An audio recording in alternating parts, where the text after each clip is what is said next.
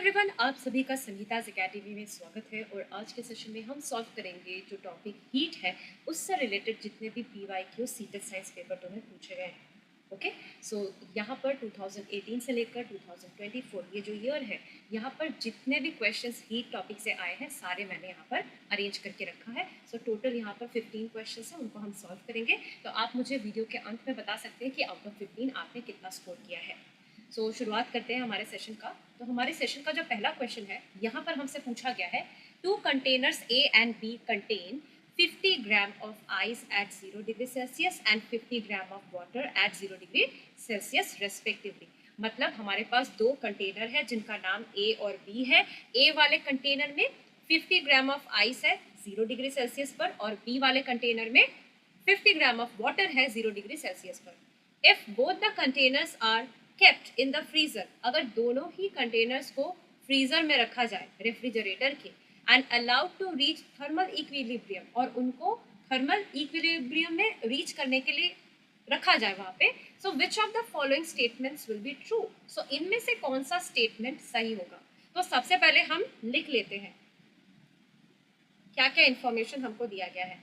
Container A में है 50 gram of ice eight 0 degree Celsius, और जो कंटेनर B है इसमें हमको दिया गया है 50 gram of water at 0 degree Celsius. So देखिए यहाँ पर जो दोनों ही कंटेनर है, यहाँ पर जो चीज़ें हैं कंटेनर के अंदर, चाहे वो आइस हो चाहे वो वाटर हो, दोनों का ही जो टेम्परेचर है वो सेम है, दैट इज 0 डिग्री सेल्सियस। अब किस में ज़्यादा हीट लॉस होगा या कहाँ पर हीट का ट्रांसफर ज़्यादा होगा, वो डिपेंड करेगा कि जो चेंज ऑफ स्टेट है वहाँ पर वो कितना हीट का इस्तेमाल कर रही है, मतलब कितना हीट यूज़ हो रहा है ताकि चेंज ऑफ स्टेट आए। तो अगर आप कंटेनर A की ओर ध्यान दें, सो कंटेनर A में क्या मौजूद है, आइस मौजूद है। सो यहाँ पर कंटेनर A से हीट लॉस होगा। क्यों हीट लॉस होगा? क्योंकि पहले तो उसको हीट की ज़रूरत होगी आइस से वाटर बनने में, ठीक है। प्लस वाटर का जो टेम्परेचर है वहाँ से थर्मल इक्विलिब्रियम पहुँचने के लिए फिर से उसको हीट चाहिए होगी, ठीक है, थर्मल इक्विलिब्रियम में पहुँचने के लिए। सो यहाँ पर जो कंटेनर A है उसमें जो हीट का एब्जॉर्प्शन हो रहा है वो ज़्यादा हो रहा है। तो हीट एब्जॉर्ब होगी कहाँ से? कंटेनर A से होगी, क्योंकि पहले तो चेंज ऑफ स्टेट के लिए उसको हीट का ज़रूरत है, फिर क्या है कि उसको थर्मल इक्विलिब्रियम में रीच करने के लिए हीट की ज़रूरत है। अब अगर हम B कंटेनर को देखें, B कंटेनर में क्या होगा कि जो हीट का एब्जॉर्प्शन होगा वो सिर्फ थर्मल इक्विलिब्रियम को रीच करने के लिए ही होगा। तो यहाँ से हमको क्या पता चल रहा है कि जो कंटेनर A है वहाँ पर ज़्यादा हीट लॉस होगा, क्योंकि वहाँ पर आइस से पहले वाटर में कन्वर्ट होगा, फिर वाटर से थर्मल इक्विलिब्रियम में रीच करना होगा। So container A will lose more heat as compare to container B, जहाँ पर सिर्फ जो वाटर है उसका जो 0 डिग्री सेल्सियस है वहाँ से उसको थर्मल इक्विलिब्रियम पर ही रीच करना है। तो वहाँ पे हीट लॉस कंटेनर B में कम होगा as compare to container A। तो ये वाला क्वेश्चन का जो सही उत्तर है वो होगा ऑप्शन नंबर 1। सो यहाँ पे आपको हिंदी में भी प्रश्न दिया गया है, आप इसको पढ़िए और देखिए कि आपका भी आंसर मेरे आंसर के साथ मैच कर रहा है कि नहीं कर रहा है, ठीक है। सो बढ़ेंगे अपने नेक्स्ट क्वेश्चन की ओर। तो यहाँ पर हमसे कहा गया है, why does a metal door knob feel cooler than a similar plastic knob on a cold day. मतलब सर्द दिन में जो मेटल डोर नॉब होता है वो हमको ज़्यादा ठंडा क्यों फील होता है, वैसा ही अगर प्लास्टिक का नॉब हो उससे। तो यहाँ पर हमको जो ऑप्शंस दिए गए हैं वो क्या है, metal is better absorber of heat than plastic, तो ये वाला नहीं होगा। Metal is a better conductor of heat than plastic, तो ये वाला जो पॉइंट है ये सही लग रहा है। Plastic is better radiator of heat than metal, ये नहीं होगा। Plastic is better absorber of heat than metal, ये भी नहीं होगा। सो इसका जो सही उत्तर है कि हमको सर्द दिन में जो मेटल डोर नॉब है वो ठंडा क्यों फील होता है as compare to similar plastic knob, क्योंकि जो मेटल्स होते हैं वो गुड कंडक्टर ऑफ हीट होते हैं या बेटर कंडक्टर ऑफ हीट होते हैं एज कम्पेयर टू प्लास्टिक। सो इसका जो सही उत्तर होगा वो होगा ऑप्शन नंबर 2। आगे बढ़ेंगे नेक्स्ट क्वेश्चन की ओर। तो यहाँ पर हमसे कहा गया है, Alisha is suffering from high fever. So Alisha को हाई फीवर हुआ है। Her friend checked her temperature with a clinical thermometer. So उसके दोस्त ने क्या किया है, जो क्लिनिकल थर्मोमीटर जो कि बॉडी टेम्परेचर को मेजर करती है, तो उसकी मदद से उसने अलीशा का टेम्परेचर लिया। और उसने ये पाया कि it is found that 101 degree Celsius and 2 divisions more on the right side. तो उसको टेम्परेचर क्या मिला कि 101 डिग्री और उसके राइट साइड में 2 डिविजन्स। सो 5 डिविजन्स बिटवीन 2 बिग लाइन्स, मतलब 101 डिग्री सेल्सियस से 102 डिग्री सेल्सियस के बीच में कितने डिविजन्स है? 5 डिविजन्स है। यानी कि यहाँ पर क्या हो रहा है कि जो एक डिवीजन है वो हमको 0.2 डिग्री सेल्सियस बता रहा है। तो अलीशा का बॉडी टेम्परेचर क्या होगा? सो दोस्त ने क्या मेजर किया कि 101 डिग्री सेल्सियस तो है प्लस 2 डिवीजन है। सो 2 डिवीजन इज इक्वल टू कितना होगा? 0.2 डिग्री सेल्सियस इंटू 2 क्या हो जाएगा? 0.4 डिग्री सेल्सियस। सो 101 degree Celsius plus 0.4 degree Celsius, तो टेम्परेचर क्या होगा? 101.04 डिग्री सेल्सियस, जो कि ऑप्शन नंबर 1 में दिया गया है। तो इसका जो सही उत्तर होगा वो होगा ऑप्शन नंबर 1। ये बाकी के ये नहीं होंगे।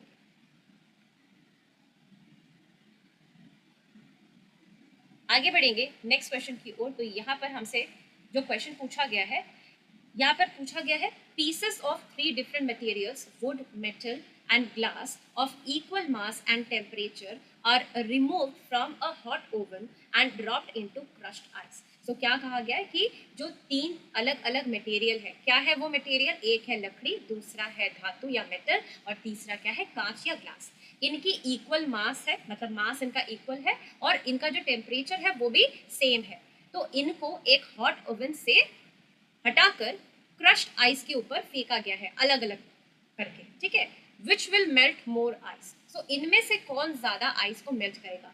तो कोई भी जिसको स्पेसिफिक हीट कैपेसिटी के बारे में, स्पेसिफिक हीट कैपेसिटी इसके बारे में पता नहीं होगा, वो झट से क्या आंसर दे देगा? वो झट से आंसर दे देगा मेटल, क्योंकि उसको लगेगा कि अच्छा मेटल तो गुड कंडक्टर ऑफ हीट है, तो वो ज्यादा गर्म होगा, तो वो ज्यादा आइस को मेल्ट करेगा। बट स्पेसिफिक हीट कैपेसिटी से रिलेटेड ये क्वेश्चन है, और ये वाला क्वेश्चन इनकम्प्लीट क्वेश्चन है, क्योंकि हमें वुड का, मेटल का और ग्लास का स्पेसिफिक हीट कैपेसिटी नहीं दिया हुआ है, जो कि देना चाहिए था। सीटेड वालों को ये चीज़ देनी चाहिए थी, क्योंकि किसी को भी specific heat capacity of would, metal या ग्लास ये पता नहीं है, या कोई याद भी नहीं करता है। तो ये जो क्वेश्चन है ये इनकम्प्लीट है, उनको ये स्पेसिफिक हीट कैपेसिटी देनी चाहिए थी, किसकी कितनी है। तो अगर हम देखेंगे कि जो स्पेसिफिक हीट कैपेसिटी है वो वुड की सबसे ज़्यादा है, फिर उसके बाद है कांच की, फिर उसके बाद है मेटल की। अब आप सोच रहे होंगे कि ये स्पेसिफिक हीट कैपेसिटी एक्चुअली होता क्या है? Specific heat capacity of a substance, इसका मतलब क्या है कि उस सब्सटेंस को कितना हीट एनर्जी चाहिए होता है, मतलब unit mass of that substance, उसको कितना हीट एनर्जी चाहिए होता है ताकि उसके टेम्परेचर में 1 डिग्री सेल्सियस की बढ़ोतरी हो, ठीक है। इसी को हम स्पेसिफिक हीट कैपेसिटी कहते हैं। तो इसका मतलब क्या है कि जो वुड, ग्लास या मेटल, ये तीनों ही जो इक्वल टेम्परेचर पे है, सो वुड को 1 डिग्री सेल्सियस टेम्परेचर राइज कराने में ज़्यादा हीट एनर्जी की ज़रूरत होगी, और उसको ज़्यादा टाइम भी लगेगा, और वो ये हीट को रिटेन करके भी रखेगा लंबे समय तक। तो क्योंकि वुड की स्पेसिफिक हीट कैपेसिटी ज़्यादा है, विच मीन्स कि वुड ज़्यादा हीट एनर्जी गेन करेगा in order to increase its temperature by 1 degree Celsius. So उसके पास ज़्यादा हीट है, तो जिसके पास ज़्यादा हीट है वो क्या करेगा? It will melt more ice. So इसका जो सही उत्तर होगा वो होगा ऑप्शन नंबर 2।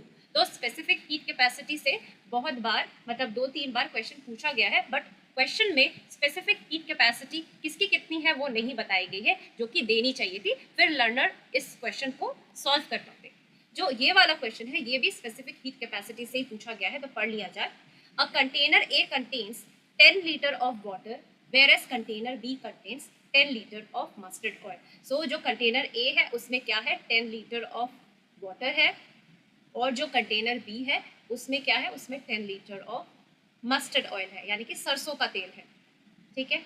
अब the water in both the containers is initially at 40 degree Celsius. So यहाँ पर जो दोनों कंटेनर का जो टेम्परेचर है वो कितना बताया गया है? 40 डिग्री सेल्सियस बताया गया है, and both the containers are now heated to 70 degree Celsius. तो दोनों को अभी 70 डिग्री सेल्सियस तक हीट किया जा रहा है। Which of the following statements is true? So इनमें से कौन सा स्टेटमेंट सही है? तो सबसे पहले हमको पता होना चाहिए कि वाटर और मस्टर्ड ऑयल में किसकी स्पेसिफिक हीट कैपेसिटी ज़्यादा है। सो वाटर की जो स्पेसिफिक हीट कैपेसिटी है वो मस्टर्ड ऑयल से ज़्यादा है। यानी कि इसका मतलब क्या है कि वाटर को ज़्यादा हीट एनर्जी की ज़रूरत होती है, ज़्यादा टाइम भी लगता है in order to increase its temperature by 1 degree Celsius. So obviously जब जो वाटर है कंटेनर ए में, इसको 40 डिग्री सेल्सियस से 70 डिग्री सेल्सियस में जाने के लिए ज़्यादा हीट एनर्जी की ज़रूरत होगी। सो ज़्यादा हीट एनर्जी की ज़रूरत होगी तो इसका मतलब क्या होगा कि जो कंटेनर ए है वहाँ पर जो हीट का ट्रांसफ़र होगा वो भी ज़्यादा होगा। So more heat will be transferred in A. इसका ये वाला जो ऑप्शन है, ये ऑप्शन इसका सही उत्तर होगा। ठीक है, सो ये भी इनकम्प्लीट क्वेश्चन है, यहाँ पर भी इनको बता देना चाहिए था कि जो specific heat capacity of water is more than mustard oil, तो फिर जो लर्नर्स थे वो इसका उत्तर सही सही दे पाते। बट अभी आपने ये जो क्वेश्चन है देख लिया, अगर ये क्वेश्चन दोबारा से रिपीट होता है तो फिर आप इसको आंसर कर पाएंगे। ठीक है, अभी बढ़ेंगे नेक्स्ट क्वेश्चन की ओर। सो यहाँ पर हमसे कहा गया है read the following statements carefully and choose the correct option. So यहाँ पर हमको असर्शन दिया गया है और असर्शन के दो रीजन दिए गए हैं। इनको पढ़ के हमको ऑप्शन 1 2 3 4 में कौन सा सही ऑप्शन है उसको चुनना है। सो असर्शन में कहा गया है mercury is used in thermometers. जो बात सही है कि मर्क्यूरी इसका इस्तेमाल होता है थर्मोमीटर्स में। और जो रीजन 1 है यहाँ पर कहा गया है mercury is a good conductor of heat. So mercury एक मेटल है, सो ऑब्वियसली वो क्या है, वो गुड कंडक्टर ऑफ हीट होगा, क्योंकि जो मेटल्स होते हैं वो गुड कंडक्टर ऑफ हीट होते हैं। रीजन 2 में कहा गया है mercury expands uniformly when heated. So mercury क्योंकि एक मेटल है और मेटल क्या करते हैं, जब भी उनको हीट मिलता है तो वो एक्सपैंड करते हैं, थर्मल एक्सपेंशन जिसको हम कहते हैं। सो रीजन 1 और रीजन 2 सही है, असर्शन भी सही है। और रीजन 1 और रीजन 2 क्या कर रहा है, प्रॉपरली असर्शन को एक्सप्लेन कर रहा है। तो इसका उत्तर क्या होना चाहिए कि both reason 1 and reason 2 are correct and together provide the correct explanation for A, जो कि इसका सही उत्तर होगा। सो ऑप्शन नंबर 1 इसका सही आंसर है। क्वेश्चन यहाँ पर आपके लिए हिंदी में दिया गया है और देखिए कि आपका भी आंसर ऑप्शन नंबर 1 बन रहा है कि नहीं बन रहा है। आगे बढ़ेंगे नेक्स्ट क्वेश्चन की ओर। तो यहाँ पर हमसे जो क्वेश्चन पूछा गया है which of the following thermometers can be used to measure the temperature of boiling water. So जो उबलता हुआ पानी है उसका टेम्परेचर मेजर करने के लिए हम किस थर्मोमीटर का इस्तेमाल करेंगे। तो जैसा कि हम जानते हैं कि जो पहला वाला ए क्लिनिकल थर्मोमीटर है इसका हम इस्तेमाल नहीं करेंगे, क्योंकि इसका इस्तेमाल बॉडी टेम्परेचर को मेजर करने के लिए होता है। ठीक है, नेक्स्ट जो लेबोरेटरी थर्मोमीटर है इसका हम इस्तेमाल कर सकते हैं in order to measure the temperature of boiling water. Maximum और मिनिमम जो टेम्परेचर है, मैक्सिमम और मिनिमम जो टेम्परेचर नहीं सॉरी मैक्सिमम और मिनिमम जो थर्मोमीटर है, इससे हम क्या करते हैं कि हम दिन का जो मैक्सिमम टेम्परेचर है और जो मिनिमम टेम्परेचर है उसको मेजर करते हैं, तो हम इसका इस्तेमाल नहीं करेंगे। तो बॉइलिंग वाटर का जो टेम्परेचर हम किसकी मदद से मेजर करेंगे वो होगा only B, that is laboratory thermometer. ठीक है, आगे बढ़ेंगे नेक्स्ट क्वेश्चन की ओर। तो यहाँ पर हमसे कहा गया है which of the following statements is true regarding transfer of heat through the process of convection. So convection के माध्यम से जो हीट का ट्रांसफर होता है, so out of A B C D कौन सा स्टेटमेंट सही है। It takes place only in gases, तो ये बात गलत है क्योंकि ये होता है लिक्विड्स में भी। ठीक है, तो हम कह सकते हैं कि जो कन्वेक्शन होता है वो किस में होता है, वो फ्लूइड्स में होता है। और फ्लूइड्स में कौन कौन आते हैं, उसमें आते हैं gases as well as liquids. तो यहाँ पे सिर्फ कहा गया है कि गैसेस में ही कन्वेक्शन होता है, इसलिए ये वाला जो स्टेटमेंट है वो गलत है। बी वाले में कहा गया है heat flows in upward direction only, तो ऐसा नहीं है कन्वेक्शन में कि हीट का जो फ्लो है सिर्फ ऊपर की ओर होता है। सी वाले में कहा है कि physical contact is not essential, तो ये वाला जो स्टेटमेंट है ये सही है, क्योंकि कन्वेक्शन में क्या होता है कि जो सब्सटेंस है उसी के जो मॉलिक्यूल्स है वो मूव करते हैं, तो फिजिकल कांटेक्ट होने की यहाँ पर जरूरत नहीं है। Heat is transferred by vibrational motion of particles, तो ये कंडक्शन में होता है, ये कन्वेक्शन के बारे में नहीं बताई गई है। सो उस हिसाब से अगर हम देखें तो कन्वेक्शन के बारे में, मतलब कन्वेक्शन जो कि हीट ट्रांसफर का एक मोड है, तो इनमें से कौन सा सही है, तो वो ओनली सी सही है, physical contact is not essential. तो इसका जो सही उत्तर होगा वो होगा ऑप्शन नंबर 2, केवल सी। आगे बढ़ेंगे तो यहाँ पर हमसे कहा गया है the least count of clinical thermometer is X and of laboratory thermometer is Y. X and Y are, so जो क्लिनिकल थर्मोमीटर का लीस्ट काउंट मतलब जो स्मॉल डिविजन्स है उनका जो मेजरमेंट है वो कितना है, क्लिनिकल थर्मोमीटर में होता है 0.2 डिग्री सेल्सियस और लेबोरेटरी थर्मोमीटर में होता है 1 डिग्री सेल्सियस। ऐसा क्यों है, क्योंकि क्लिनिकल थर्मोमीटर में जो बिग डिविजन्स होता है जैसे कि 100 से 101 डिग्री सेल्सियस, यहाँ पर कितने डिविजन्स होते हैं, यहाँ पर 5 डिविजन्स होते हैं। मतलब एक डिवीजन का कितना टेम्परेचर हो रहा है, 1D मतलब 1 डिवीजन का कितना टेम्परेचर आ रहा है, 0.2 डिग्री सेल्सियस, क्योंकि 5 डिवीजन में 1 डिग्री सेल्सियस का मेजरमेंट आ रहा है। तो एक डिवीजन में कितना होगा, 1/5 degree Celsius which is equals to 0.2 degree Celsius. Whereas laboratory thermometer में क्या होता है कि जब आप 10 से 20 जाते हैं, मतलब 10 degree Celsius to 20 degree Celsius जाते हैं, तो यहाँ पर 10 डिविजन्स ही होता है। तो मतलब क्या हो रहा है कि 10 डिविजन्स में आपको 10 डिग्री सेल्सियस मिल रहा है। तो 1 डिवीजन में क्या होगा, आपको 10/10, ठीक है, is equal to 1 degree Celsius मिल रहा है। तो लीस्ट काउंट क्लिनिकल थर्मोमीटर का होता है 0.2 डिग्री सेल्सियस और लेबोरेटरी थर्मोमीटर का होता है 1 डिग्री सेल्सियस। सो जो कि ऑप्शन नंबर 1 में दिया गया है। तो इसका जो सही उत्तर होगा वो होगा ऑप्शन नंबर 1। आगे बढ़ेंगे नेक्स्ट क्वेश्चन की ओर। तो यहाँ पर हमसे कहा है woollen clothes keep us warm in winter. तो जो ऊन के कपड़े होते हैं वो हमको सर्द मौसम में गर्म रखते हैं। Which one of the following is reason for this. तो इसके पीछे कारण क्या है वो हमको ढूंढना है। सो ए में कहा गया है wool is a good conductor of heat, मतलब वुल को गुड कंडक्टर ऑफ हीट कहा गया है, जो कि एकदम ही गलत बात है। बी में बताया गया है air is trapped in between wool fibres which keeps us warm. तो ये बात सही है कि जब आप कोई भी ऊन का कपड़ा पहनेंगे, तो सपोज ये ऊन का कपड़ा है, तो आपको उसमें ऐसे फाइबर्स देखने को मिलेंगे, यानी कि रेशे मिलेंगे।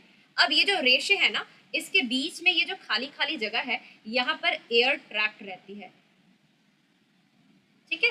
सो एयर ट्रैप्ड है मतलब क्या है, ये हवा इधर से उधर मूव नहीं कर रही। तो जो हवा मूव नहीं करती उसको हम स्टिल एयर कहते हैं, ठीक है, स्थायी हवा। सो स्टिल एयर क्या है, ये एक इंसुलेटर है।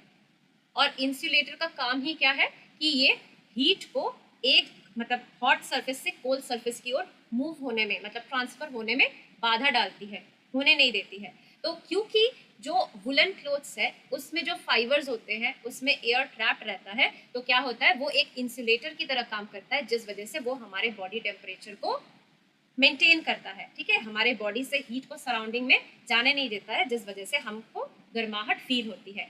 सी वाले में कहा गया है trapped air in woollen clothes prevents the heat transfer from our body to cold surrounding, जो कि मैंने अभी कहा, तो ये वाला भी स्टेटमेंट सही है।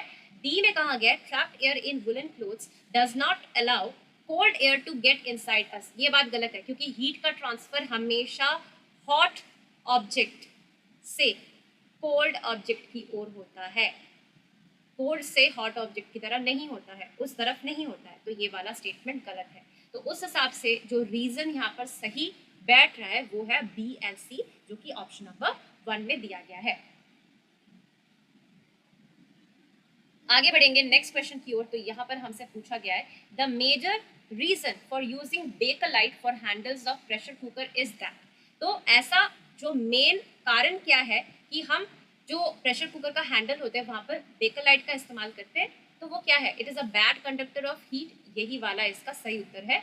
It is a bad conductor of electricity नहीं, इट इज अनब्रेकेबल नहीं, it is light in weight नहीं, क्योंकि जो बेकलाइट है वो बैड कंडक्टर ऑफ हीट है। तो क्या होगा कि प्रेशर कुकर को जब हीट मिलेगा, क्योंकि खाना पकाने के लिए तो हम ओवन ऑन करेंगे, तो आग की हीट से प्रेशर कुकर का जो बॉडी है वो गर्म होगा और हैंडल भी गर्म होगा। बट हैंडल में अगर हम बेकलाइट का इस्तेमाल कर रहे हैं तो वो क्या है, वो बैड कंडक्टर ऑफ हीट है। तो क्या होगा कि जो हैंडल है वो गर्म नहीं होगा और हम उसको पकड़ पाएंगे, ठीक है। तो इसीलिए बेकलाइट हैंडल्स का इस्तेमाल होता है प्रेशर कुकर में। तो इसका जो सही उत्तर होगा वो होगा ऑप्शन नंबर 1। ये ऊष्मा का कुचालक है। बढ़ते हैं नेक्स्ट क्वेश्चन की ओर। तो यहाँ पर हमसे कहा गया है if equal amount of hot tea is poured in a metal cup and a plastic cup which of the following statements would be true. So कहा गया है कि अगर इक्वल अमाउंट में हम गर्म चाय को एक मेटल कप में डालें और एक प्लास्टिक कप में डालें, तो इनमें से कौन सा स्टेटमेंट सही होगा। तो पहले वाले में कहा गया है the tea in the metal cup remains hot for longer time as metal is hot to touch while plastic cup is not hot to touch। तो कह रहे हैं यहाँ पे कि जो चाय मेटल कप में है वो ज्यादा लंबे समय तक गर्म रहेगी, क्योंकि मेटल को छूने से गर्म फील होता है, प्लास्टिक कप को छूने से हॉट नहीं फील होता है। तो ये तो बिल्कुल ही इसका कारण नहीं है और ये स्टेटमेंट गलत है। The tea in the metal cup remains hot for longer time as metal is a good conductor of heat. तो कहा जा रहा है कि जो चाय मेटल कप में है वो लंबे समय तक गर्म रहती है क्योंकि मेटल एक गुड कंडक्टर ऑफ हीट है। ये बात भी गलत है, क्योंकि अगर वो गुड कंडक्टर ऑफ हीट है तो हीट का ट्रांसफर हो जाएगा। सो वहां पे क्या हो जाएगी, चाय ठंडी होगी जल्दी से। The tea in the metal cup does not remain hot for longer time as metal is a good conductor of heat. तो ये वाला जो स्टेटमेंट है ये सही है और यही इसका उत्तर है कि क्योंकि जो मेटल होते हैं वो गुड कंडक्टर ऑफ हीट होते हैं, इसलिए जो चाय मेटल कप में दी जाएगी वो ज्यादा देर तक गर्म नहीं रहेगी। फोर्थ वाले में कहा गया है the tea in metal cup remains hot for longer time as compare to plastic cup as plastic is bad conductor of heat. So metal cup में तो टी ज्यादा देर तक गर्म रहेगी ही नहीं, तो ये वाला भी जो स्टेटमेंट है वो क्रॉस हो जाएगा। तो इसका जो सही उत्तर है वो होगा ऑप्शन नंबर 3। आगे बढ़ेंगे नेक्स्ट क्वेश्चन की ओर। तो यहाँ पर हमसे कहा गया है Reshma is boiling water in a metallic pan. So Reshma क्या कर रही है, वो पानी उबाल रही है एक धातु के पैन में, मतलब धातु के एक पात्र में वो क्या कर रही है, पानी को उबाल रही है। Heat is transferred in many ways. So अलग अलग तरीके से हीट का ट्रांसफर हो रहा है। तो अगर हम यहाँ पे सबसे पहले एक पतीला बनाते हैं, ठीक है, सपोज मैंने एक सॉस पैन बनाया, डायग्राम पे ज्यादा मत ध्यान दीजिए, मैंने रफली यहाँ पे बनाया। तो यहाँ पे पानी है, ठीक है, और यहाँ पे हमने आग जलाई है। अब अलग अलग चीजों को अलग अलग कलर्स दिख रहे हैं। सबसे पहले कहा गया है heat transfers to the handle of the pan on the flame. मतलब क्या है, पहले ये वाला जो पार्ट है ये गर्म हो रहा है, अब धीरे धीरे जो हीट है वो हैंडल की ओर बढ़ रहा है। तो इसको हम कौन सा मेथड ऑफ हीट ट्रांसफर कहेंगे, तो ये कहलाता है कंडक्शन, ये होता है कंडक्शन। नेक्स्ट वाले को हम दूसरे कलर से दर्शाएंगे, जैसे कि green colour. So heat transfers to increase the temperature of water in the pan on the flame. So क्या हो रहा है कि इस पतीले में ना जो पानी है वो एक ही बारी में पूरा पानी गर्म नहीं होता है। सबसे पहले जो बॉटम पार्ट में जो वाटर है, जो कि container bottom of the container के कांटेक्ट में है, पहले वो जो पानी है वो गर्म होगा। वो गर्म होने से क्या होगा, वो हल्की हो जाएगी, क्योंकि वो एक्सपैंड करेंगे, उसके जो मॉलिक्यूल्स है हल्की होने से क्या हो जाएगी, ये ऊपर की ओर उठ के आएंगे, ठीक है। और यहाँ पे एक एम्प्टी स्पेस क्रिएट होगा, तो यहाँ पर जो ठंडा पानी है वो इसे ऑक्यूपाई कर लेगा। तो इस तरीके से क्या हो रहा है कि एक कन्वेक्शन करंट क्रिएट हो रहा है। सो यहाँ पर जो सेकंड वाला है, यहाँ पर कौन सा मेथड ऑफ हीट ट्रांसफर हो रहा है, यहाँ पर हो रहा है कन्वेक्शन।